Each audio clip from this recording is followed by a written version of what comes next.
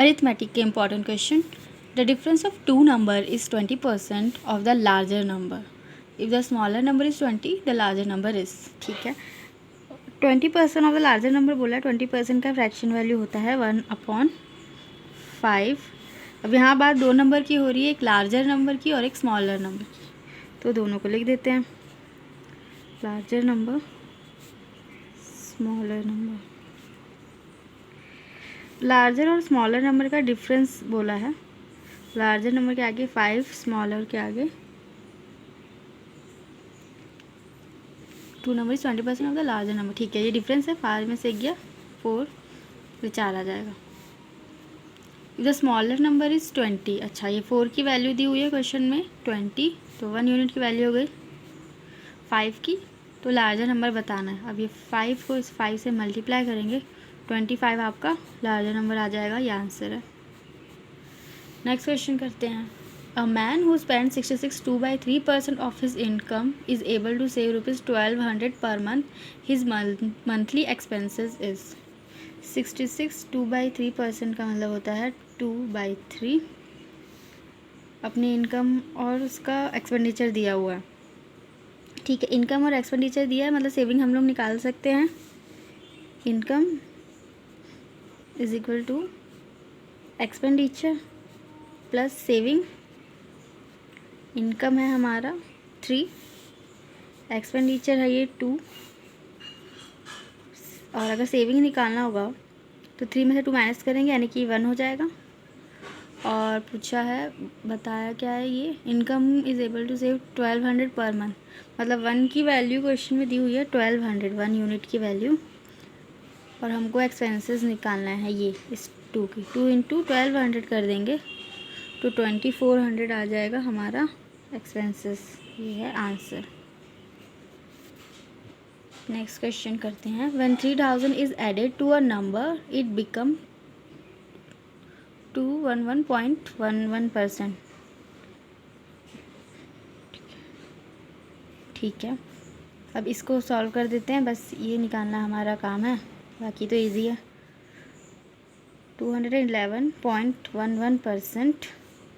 तो पहले तो क्या करते हैं हम लोग, 200 लिख लेंगे प्लस 11.11%. 200% का फ्रैक्शन वैल्यू 200/100 करो, ये 2 आ गया, प्लस 11.11 यानी कि 1/9 होता है. 2 + 1/9 कुछ नहीं है, नीचे यहाँ पे 1 लिख देंगे.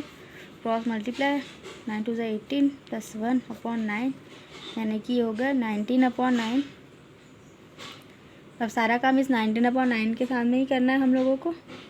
बोला क्या है क्वेश्चन में, 3000 is added to a number it become 211.11%. ठीक है, तो 9 है और ये 19 है और 2 ये किसके वैल्यू है, 19 की वैल्यू दी हुई है. नहीं, पहले हम डिफरेंस निकालेंगे. 9 और 19 के बीच का डिफरेंस कितना है, 10 है. और इस 10 की वैल्यू क्वेश्चन में दी हुई है 3000. When 3000 is added to a number it become 211.11%.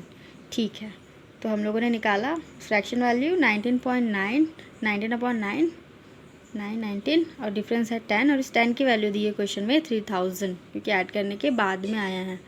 तो ये 10 की वैल्यू 3000, 1 की वैल्यू हो गई 300. हमको पूछा है फाइंड दैट नंबर, मतलब ये जो नीचे वाला जो नंबर होता है वो हमको निकालना है. ये 9 की वैल्यू, तो 9 × 300 2700 आपका आंसर होगा. नेक्स्ट क्वेश्चन कर लेते हैं. The purchase price of an article is 1200.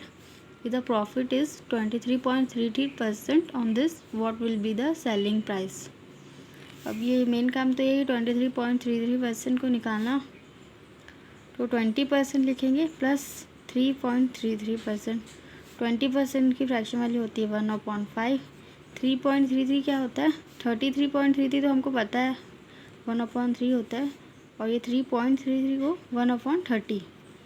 अब एलसीएम ले लेंगे. 5 और 30 का 30 आएगा. 5 6 यहाँ पे 3 आएगा, यहाँ पे 1 आएगा, तो 7/30 फ्रैक्शन वैल्यू आ गई 23.33% की। अब क्या करना है हमको, परचेज प्राइस दिया हुआ है, मतलब सीपी और एसपी की बात हो रही है यहाँ पे। सीपी हमारा नीचे वाला 30 होता है और प्रॉफिट है ये, तो एसपी कितना हो जाएगा, 30 में से 7 ऐड करेंगे, 37 आपका एसपी हो जाएगा। और क्वेश्चन में दिया क्या, परचेज प्राइस दिया, यानी कि इस 30 की वैल्यू दी हुई है 12,000 के बराबर, तो 1 यूनिट की वैल्यू निकाल लेंगे, ये 0 से ये 0 कट जाएगा, 400 आ गया। अब सेलिंग प्राइस निकालना है, 37 इंटू 400 कर देंगे हम लोग, तो ये 0 0 और 37 इंटू 4 कितना होता है, 14,800 आपका एसपी निकल गया, आंसर है यही। नेक्स्ट क्वेश्चन कर लेते हैं। An article is sold for ₹66,300 and the profit 27.5। ठीक है, अब यहाँ पे 27.5% को निकालना है, ये कैसे करेंगे,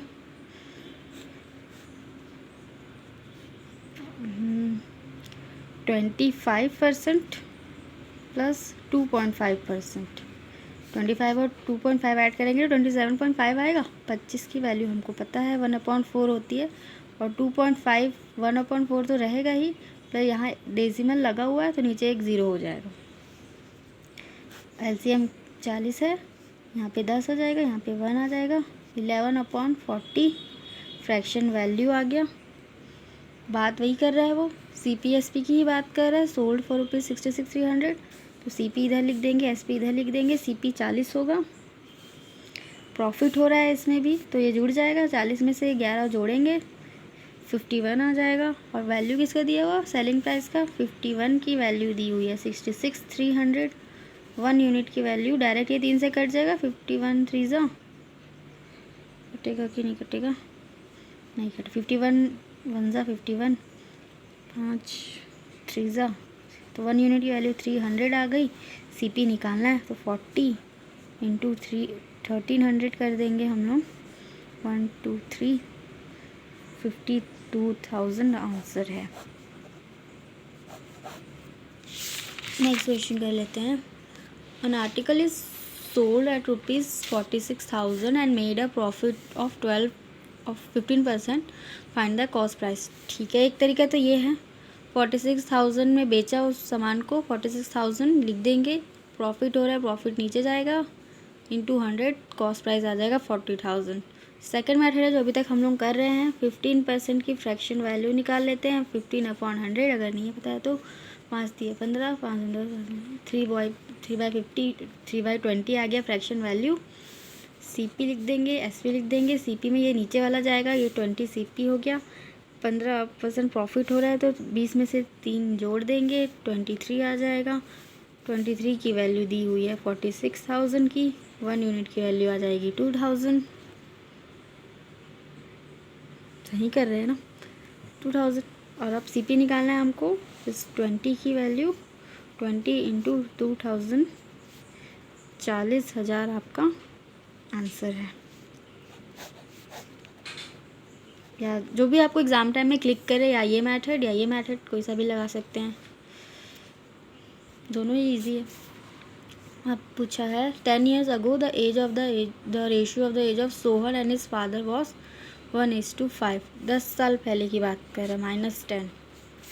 सोहन और उसके फादर की एज का रेशियो है 1:5, और आफ्टर 6 ईयर का रेशियो दिया हुआ है +6। अभी प्रेजेंट एज तो नहीं दिया हुआ है, प्रेजेंट से 10 साल पीछे और प्रेजेंट के 6 साल बाद का रेशियो दिया है 3:7।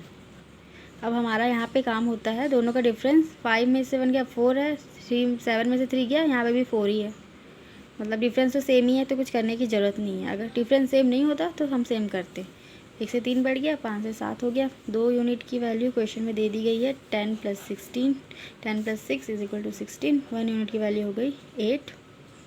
हमको क्या निकालना है, फादर का प्रेजेंट एज, इसका फादर है, 7 इंटू 8 करेंगे, 56 हो गया।